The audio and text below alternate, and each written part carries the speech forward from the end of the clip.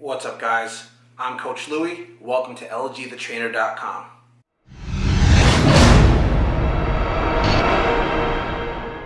I'm going to give you 5 tips that are going to help you get your body back.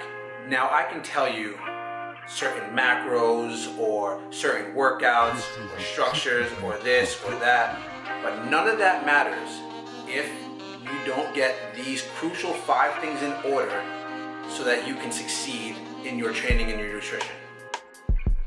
Step 1, set up your environment for success. If you are prone to overeating certain foods, or you have what's known as trigger foods, things that you can't have just one of, get it out of the house.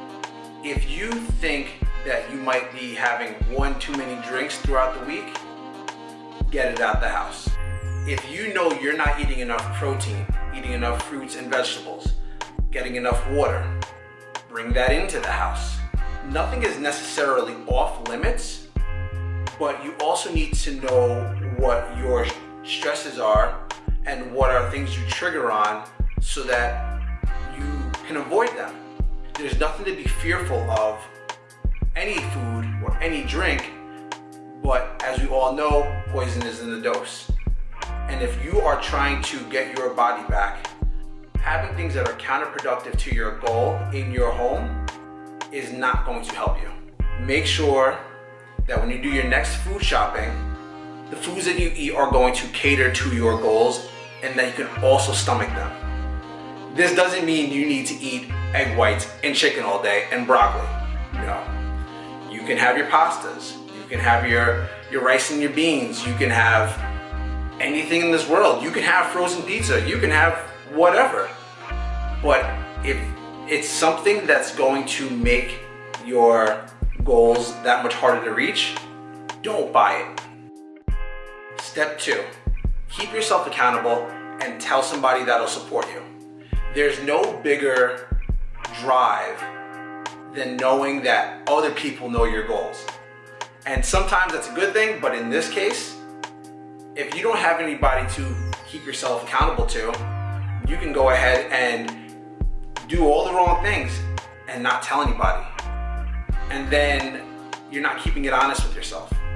If you tell somebody, a spouse, a partner, a friend, a family member, a co-worker, if you tell just one person what your goals are and they are there to support you, it'll make things a whole lot easier when you have that accountability partner, that support system. Step 3, create a workout schedule and eating schedule that works best for you. It doesn't matter if you eat throughout the day. It doesn't matter if you do intermittent fasting, which means not eating for most of the day and then having a certain window. It doesn't matter if you have 6 meals a day. It doesn't matter if you have 3 meals a day. What matters is the schedule that works best for you, your situations at home, at work, and life. If you want to work out and you need to work out, you don't need to be in the gym 5-6 days a week. Set a schedule that allows you to strength train 2 to 3 times a week, potentially 4. But make sure that the schedule that you create is something that you can be consistent with. Because if you're not consistent, that's where the drawback comes.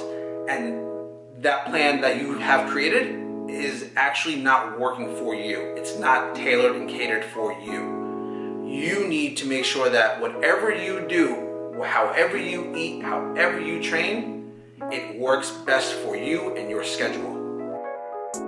Step 4, journal. Next to telling somebody about your goals, write your goals down. Be honest with yourself. You can sit on your phone and text all day, right? Or send emails.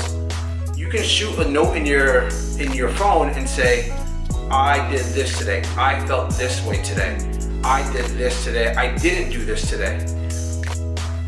Reflecting on your day, on your feelings, is going to allow you to become more self-aware. When you become more self-aware, you can take over any situation that is thrown your way.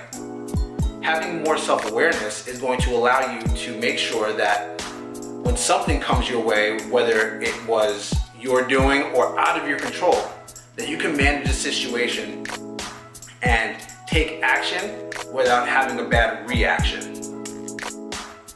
Step 5, cut yourself some slack. We live in a world where instant gratification is everything. We have programs that promise you to fix something in 21 days. They tell you to cut out all these different foods for 30 days. They tell you to cut out carbs. They tell you to cut out fat. They tell you to cut out protein. The next thing you know, you're only gonna be freaking eating air and sunlight. And that's not gonna sustain you, right? And then they expect you to drop 20 pounds in 60 days. Again, all these quick fixes are not quick fixes.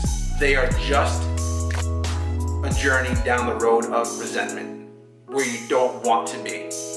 Give yourself time. Understand that this isn't happening overnight. If it took you 20, 30, 40 years to get where you're at, understand it's going to take some time to unwind. It's going to take some time to unlearn a lot of those bad habits. It's going to take some time to create new ones. It's going to take time to get where you want to be. And when you get to where you want to be, you're not going to be satisfied, but you should definitely be grateful, because you should always be looking to get better and better and better day in and day out, whether it's better at your choices, better in your eating, better with your weightlifting, whatever. There's always something that you can do to make better. But always appreciate where you're at now, because if you don't appreciate where you're at now, you're not going to appreciate where you go. And when you get there, you're not going to appreciate that. So having that attitude of gratitude that you're healthy enough to do what you're doing right now, and understanding that this is just a lifelong process, is going to set you up far greater for success, not only in your body, but in your mind and your spirit. And that's it. Hope those 5 tips help. Speak soon.